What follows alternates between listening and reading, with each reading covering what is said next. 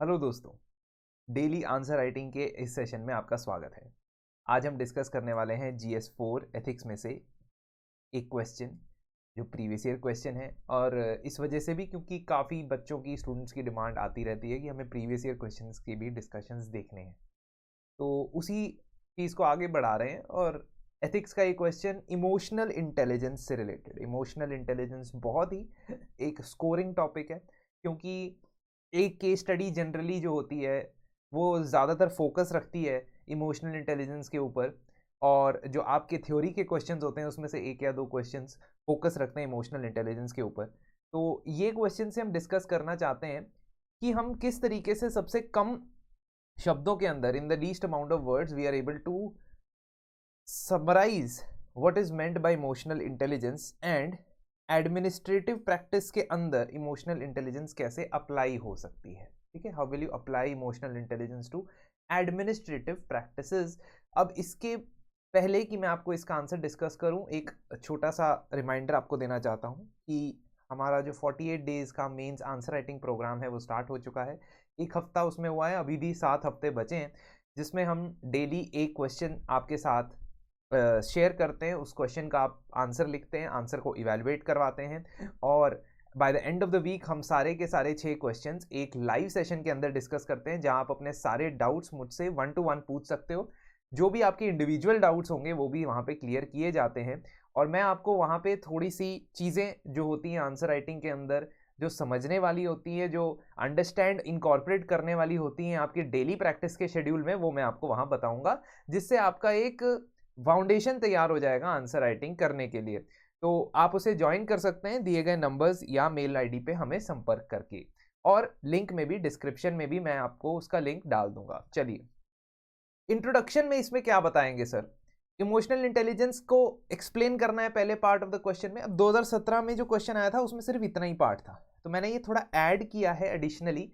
तो I am assuming कि थोड़ा सा हम वर्ड्स से आगे बढ़ सकते हैं, क्योंकि वहाँ पे आपसे व्हाट डू यू मीन नहीं पूछा था। तो मान लीजिए what do you mean by emotional intelligence भी पूछा जाए, तो आपको थोड़ा बहुत तो उसको एक्सपेंड करना पड़ेगा, एक लाइन में आप नहीं बता पाओगे। लेकिन इंट्रोडक्शन के अंदर आप ज़रूर एक लाइन के अंदर उसको खत्म कर सकते हो। इंट्रोडक्शन को कैसे? The ability to manage and control one's emotions and as well as the capacity to manage the emotions of others is referred to as emotional intelligence।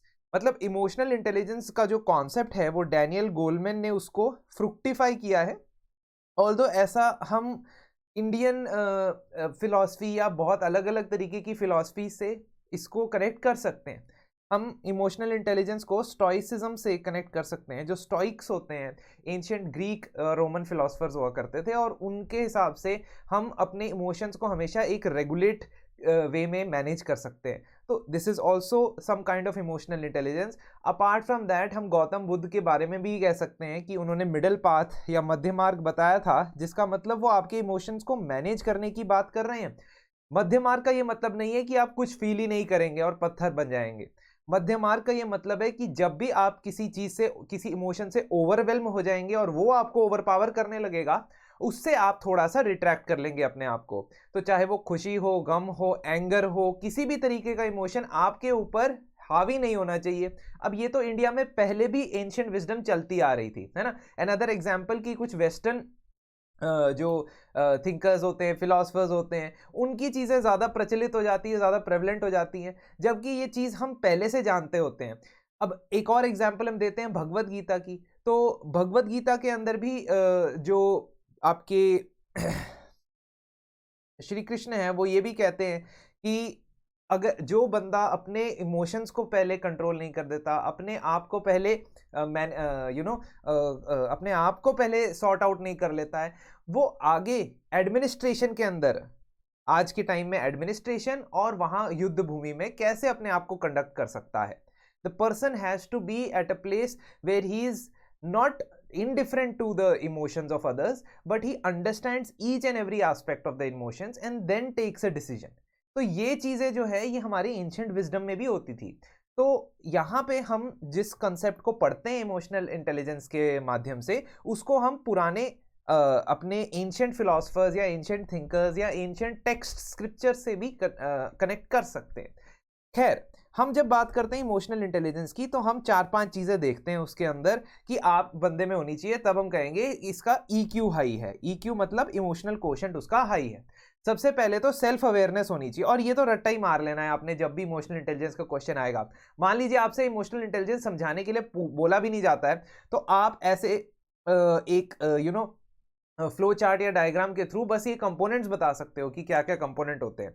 तो सबसे पहले तो सेल्फ अवेयरनेस, अपनी अवेयरनेस कि आपके इमोशंस किस तरीके से काम कर रहे हैं, किस सिचुएशन में आप कैसे हो जाते हो, ये आपको खुद को पहले पता होना चाहिए, है ना। और ये रियलाइजेशन विद टाइम आती है, विद विद एक्सपीरियंस आती है। हर कोई जैसे बचपन में होता है बंदा, तो बच्चे को नहीं पता होता, वो सेल्फ अवेयर नहीं होता अपने इमोशंस का, लेकिन with age, with time, with moral development आपके अंदर ये फीलिंग आनी चाहिए। अगर नहीं आ रही है तो आपका EQ लो है। दूसरा, जैसे आपको पता लग गया कि आपके इमोशंस इस तरीके से काम करते हैं, किसी पर्टिकुलर सिचुएशन में आप ऐसे रिएक्ट करते हो, तो आपको उसे रेगुलेट करना भी आना चाहिए। So if you can manage your emotions, hold back one's emotions, consider one's response before acting, not in the fit of rage, not in a fit of hatred, jealousy, किसी भी तरीके के नेगेटिव इमोशंस में या overwhelming emotions के अंदर आप काम ना करो। इसके लिए आपको सेल्फ रेगुलेटरी मैकेनिज्म होना चाहिए। Then you should have internal drive. अब ये रेगुलेट करने के लिए आपको इंटरनल ड्राइव होनी चाहिए अपने अंदर से कि you want to regulate your emotions. If you are not having that internal drive, अगर आप फ्लो कर जाते हो अपने इमोशंस के साथ, तो शायद आप एडमिनिस्ट्रेशन के लिए सही नहीं हो। क्योंकि एडमिनिस्ट्रेशन की जो रिक्वायरमेंट होती है ना सर, वो ये होती है कि आप n नंबर ऑफ चैलेंजेस के अंदर भी अपने आप को कैसे काम और कंपोज्ड रखते हो, और डिसीजन हमेशा ही एक non emotional point of view से लेते हो। खैर, ये नॉन इमोशनल और इनडिफरेंट होना दो अलग चीजें। इसी चीज के डिफरेंस को आप समझेंगे कि आप इमोशनली इंटेलिजेंट हैं और आप इनडिफरेंट है, इसमें बहुत फर्क है। इमोशनली इंटेलिजेंट बंदा हर तरीके के इमोशंस को समझता है, और उसके अंदर कुछ ऐसे इमोशंस भी होते हैं जिसको वो अपने एडमिनिस्ट्रेटिव काम के लिए इस्तेमाल भी कर सकता है। फॉर एग्जाम्पल, एम्पैथी एक ऐसा इमोशन है।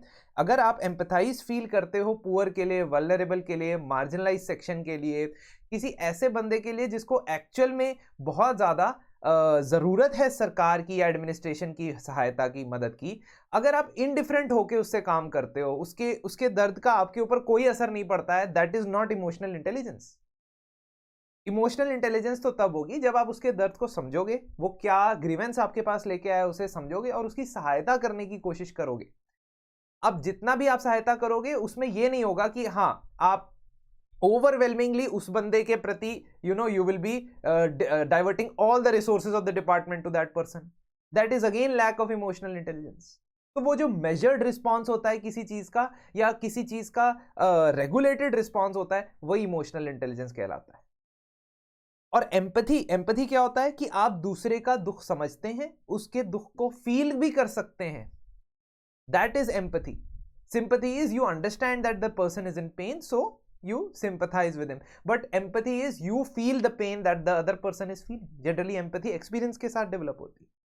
और social skills आपके अंदर होनी चाहिए कि आप as an emotionally intelligent person, if you know your own emotions and you know the other person's emotion, you know कि किस situation में उसे किस तरीके से बात करनी है ताकि उस बात का best possible outcome निकले। Otherwise आप conflict के रास्ते पे चल पड़ोगे, जो हम आगे मैं आपको एप्लीकेशन के अंदर बताऊंगा।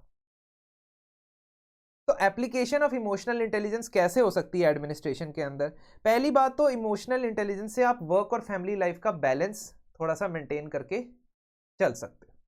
जिसका गुड बैलेंस है इस चीज के ऊपर, वो ज्यादा से ज्यादा सिस्टम को हेल्प कर सकता है, और वो अपने घर की प्रॉब्लम्स को एडमिनिस्ट्रेशन के अंदर लेके आके उसकी सीपेज करके उसमें अपनी पर्सनल लाइफ की प्रॉब्लम्स को नहीं लेके आता, जिसकी वजह से वो अपनी इमोशनल इंटेलिजेंस की जो उसका इमोशनल इंटेलिजेंस है इसी वजह से कर पाएगा। If he is emotionally intelligent, he can understand कि कौन से मेरे इमोशंस मुझे घर पे रखने हैं, कौन से मेरे इमोशंस मुझे यहाँ पे रखने हैं।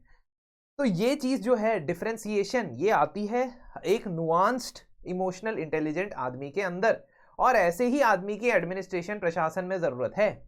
दूसरा, कॉन्फ्लिक्ट मैनेजमेंट में बहुत ज्यादा इंपॉर्टेंट होता है कि आप इमोशनली इंटेलिजेंट हो, वेरी वेरी इंपॉर्टेंट। दो अपोजिंग ग्रुप्स अगर आपके पास आ जाएं, दो अपोजिंग रिलीजियस ग्रुप्स अगर आपके पास आ जाएं कॉन्फ्लिक्ट मैनेजमेंट करने के लिए, तो आप किसके प्रति ज्यादा अटैचमेंट फील करते हो ये डिटरमिन नहीं करना चाहिए कि आप किसका साथ दे रहे हैं। That is very very important. तो कन्फ्लिक्ट की मैनेजमेंट बहुत बार आती है, दो एम्प्लॉइज की आपस में आपने कन्फ्लिक्ट मैनेज करनी होगी। अगर आप एक अफसर हैं, दो ग्रुप्स, चाहे वो रिलीजियस हो, कम्युनिटी ग्रुप्स हो, कास्ट ग्रुप्स हो, उनके बीच में आपको कन्फ्लिक्ट को मैनेज करना पड़ेगा। अगर आप ही इमोशनल होंगे, अगर आप ही अटैच हो जाएंगे किसी एक कॉज के, तो बताइए आप कैसे कन्फ्लिक्ट रिजॉल्व करेंगे लोगों के बीच में। तो ये कन्फ्लिक्ट मैनेजमेंट के अंदर भी बहुत ज़्यादा इंपॉर्टेंट तरीके से काम आता है, वर्क एनवायरनमेंट को इंप्रूव करने में बहुत ज़्यादा तरीके से काम आता है। एज अ पब्लिक सर्वेंट अगर आप इमोशनली इंटेलिजेंट है, इमोशनली सेवी है, तो आप के अंडर कुछ लोग काम कर रहे होंगे या आपके साथ कुछ कॉलीग्स काम कर रहे होंगे। अगर तो आप बहुत ही ज़्यादा ऑनेस्ट हैं, अपराइट हैं, है ना, अच्छी बात है, बहुत अच्छी बात है, आप ऑनेस्ट हैं, आप अपराइट हैं। लेकिन अगर आप एक हेल्दी वर्क एनवायरनमेंट बना के रखना चाहते हो, टीम को साथ में लेके चलना चाहते हो, तो आप इमोशनल कोशेंट में लैक नहीं कर सकते, आप लोगों से बदतमीजी से बात नहीं कर सकते, आप उनकी डिसरिस्पेक्ट नहीं कर सकते, आप अपना एंगर जो है, एंगर आपको गुस्सा बार बार आ जाता है ना, आप बहुत ऑनेस्ट हैं, बहुत आप अपराइट है, लेकिन आपको गुस्सा एकदम आ जाता है, कोई भी चीज़ गलत हो रही है तो आपको गुस्सा आ जाता है। तो ऐसे मूवीज़ में तो बहुत अच्छा लगता है सर कि सिंघम को गुस्सा आ गया तो लोगों को पकड़ के धर के मारने लगा, है ना, और it is very popular also. ये चीज़ बहुत पॉपुलर होती है, बंदे जैसे सोशल मीडिया के एज में यही चीज़ पॉपुलर होगी ना, कि अगर किसी को, मान लीजिए कोई अगर शांति से कोई मसला रिजॉल्व कर रहा है, तो वो क्या होगा, वो इंटरेस्टिंग टू वॉच नहीं होगा। इंटरेस्टिंग टू वॉच क्या होगा कि अगर मेरा दिमाग घूम गया, है ना, अतामाजी सटकली होगी मेरी, और मैंने लोगों को मार धाड़ करके, है ना, मसला सुलझा दिया। It is a popular thing to do, but is it the right thing to do, है ना। तो ये चीज़ आपने अपने आप से भी पूछनी है ना। मूवी हॉल में जाके तो बड़ा मजा आता है ये सब चीज़ें देख के, लेकिन आप यही चाहोगे कि हर रोज तमाशा ही होता रहे ऑफिस में आके?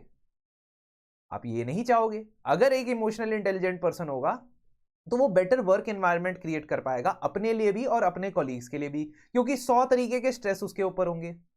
अब वो 100 तरीके के स्ट्रेस हर एक पे ऊपर निकालने लगे तो इसका मतलब इमोशनली इंटेलिजेंट नहीं है वो। अगला पॉइंट आता है, डिसीजन मेकिंग आपकी इंप्रूव होती है, आप बेहतर फैसले ले सकते हो। For example, conflict of interest के मामलों में जब आपका कॉन्फ्लिक्ट आ रहा है तो आप अपने आप को रिक्यूज कर सकते हो, या आप पहले ही चेतावनी दे सकते हो कि भाई ये मेरा भाई भतीजा भांजा है, अनटिल अनलेस आप खुद कोल्यूसिव करप्शन नहीं करना चाहते।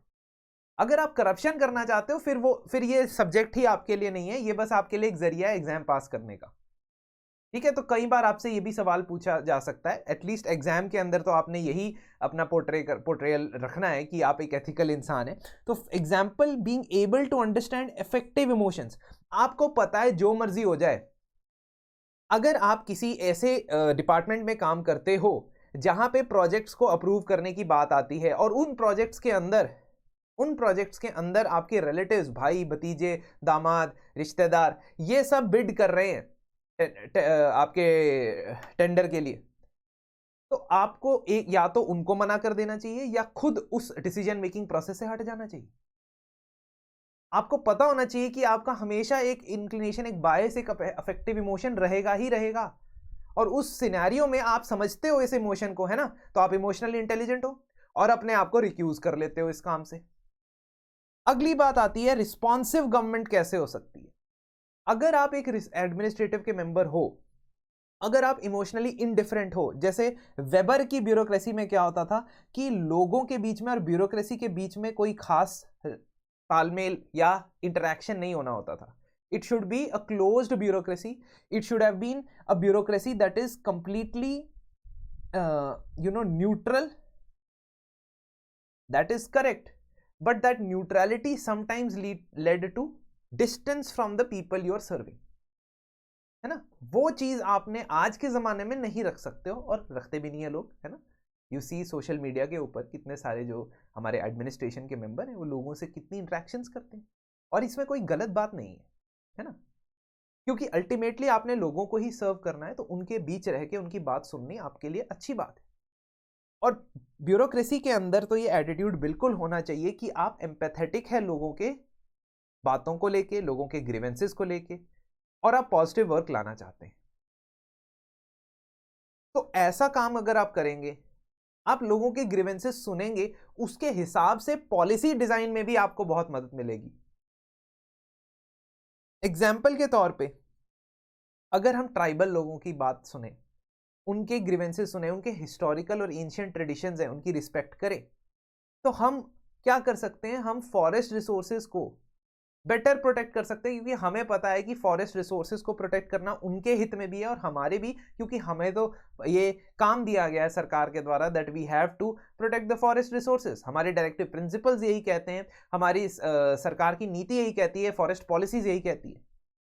तो preservation conservation of forest resources is in interest of all the people. और अगर हम अपने ट्राइबल फॉरेस्ट ड्वेलर्स की बात सुनते हैं, फॉरेस्ट रिसोर्सेज को बेटर मैनेज कर सकते हैं। अगर हम ऐसे इनडिफरेंट एटीट्यूड लेके जाते हैं और अपने तरीके से चीजें हैंडल करने की कोशिश करते हैं, बिना ये सुने कि जिन लोगों के ऊपर वो गवर्नेंस स्ट्रक्चर लगना है वो क्या चाहते हैं, तो ultimately it will lead to conflict. तो ये सेक्रेड ग्रोव्स का आप एग्जाम्पल दे सकते हो कि फॉरेस्ट की बेटर मैनेजमेंट हो सकती है इसकी तरीके से। तो दोस्तों यही चीज है, आप इमोशनल इंटेलिजेंस का तब इस्तेमाल कर सकते हो सिर्फ और सिर्फ आपको रूल्स एंड रेगुलेशंस फॉलो करना, ऑनेस्ट होना, ये ब्यूरोक्रेसी नहीं होती और ये एडमिनिस्ट्रेशन नहीं होता है कि मैं सारे रूल्स फॉलो करता हूं, मेरा सारा काम कंप्लीट है, मैं ऑब्जेक्टिवली काम कर रहा हूं। नहीं यार, you must have empathy because you are serving humans and you are also human being. This is accepted and this is the actually required thing that you need to do. बस ये होना चाहिए कि मैनेजमेंट आनी चाहिए आपको इन emotions की, वही है इमोशनल कोशेंट। तो कंक्लूड कैसे करोगे? According to Mahatma Gandhi, anger and intolerance are enemies of correct understanding. And this is a quote which was asked in the UPSC exam. आप यूपीएससी एग्जाम के अंदर जो भी स्टेटमेंट्स पूछी जाती है ना, जो यूपीएससी ने खुद उन कोट्स का मीनिंग पूछा होता है, कम से कम अगले एग्जाम के अंदर आप 2-3 आंसर में वो कोट्स इस्तेमाल कर सकते हो, है ना। वो आपको खुद मटेरियल दे रहा है इस्तेमाल करने के लिए, तो वो जब दे रहा है मटेरियल तो करो इस्तेमाल यार। तो you can use those quotes which have been asked as questions in the previous year exam. तो एंगर एंड इंटॉलरेंस अगर आपकी होगी तो आप करेक्ट अंडरस्टैंडिंग, करेक्ट जजमेंट नहीं कर पाओगे, आपकी इंटेलिजेंस के ऊपर एक ब्लॉट नजर आएगा, एक डलनेस नजर आएगी, और वो चीज आपको क्लियर विजन और करेक्ट डिसीजन मेकिंग से रोकेगी। इसीलिए इमोशनल इंटेलिजेंस एक की प्री रिक्विजिट है आज के डायनेमिक एडमिनिस्ट्रेटिव सिनेरियो के अंदर, जहां पे टेक्नोलॉजी भी बढ़ती जा रही है, चेंज होती जा रही है, चैलेंजेस नए नए आ रहे हैं आपके। तो इस वजह से ये एक की कॉम्पिटेंसी होनी चाहिए जिसको परफॉर्मेंस इवैल्यूएशन और असेसमेंट के टाइम पे भी आपको वेटेज देनी चाहिए। ठीक है, यहां पे जो आंसर है थोड़ी सी मैंने डिटेल में एक्सप्लेनेशन की है, आप हर एक में एक एक लाइन में एक्सप्लेन कर सकते हो। That is not a problem if you want to adhere to the word limit. इस तरीके से आप इस आंसर को अप्रोच कर सकते हैं। आपके पास और भी कई एग्जांपल्स हो सकती हैं एडमिनिस्ट्रेशन के अंदर इमोशनल इंटेलिजेंस की, वो मुझे कमेंट्स में ज़रूर बताइएगा और इंटरेक्ट करेंगे मुझसे। मैं आपके कमेंट्स का रिप्लाई करने की पूरी कोशिश करूंगा, साथ ही एक कंस्ट्रक्टिव जो है एनवायरनमेंट क्रिएट करेंगे कमेंट सेक्शन के अंदर, जिसमें हम एक दूसरे की हेल्प करें और एक ऐसी कम्युनिटी जनरेट करें जो एक दूसरे की हेल्प करते हुए एग्जाम के अंदर भी सक्सेस पा सकती है, और लाइफ के भी कुछ चीज़ें जो है स्किल्स जो कहीं भी काम आ सकते हैं, किसी भी प्रोफेशन में काम आ सकते हैं, उसे हम सीख सकते हैं। तो नॉलेज है, देखो नॉलेज, तो नॉलेज से कभी नुकसान नहीं होता है। जितना ज़्यादा एक्सप्लोर करोगे उतना ज़्यादा आपकी नॉलेज बढ़ेगी और आपको फ़ायदा होगा। तो इसी के साथ आज का सेशन यहीं समाप्त करते हैं, अगले सेशन में आपसे फिर मुलाकात हो।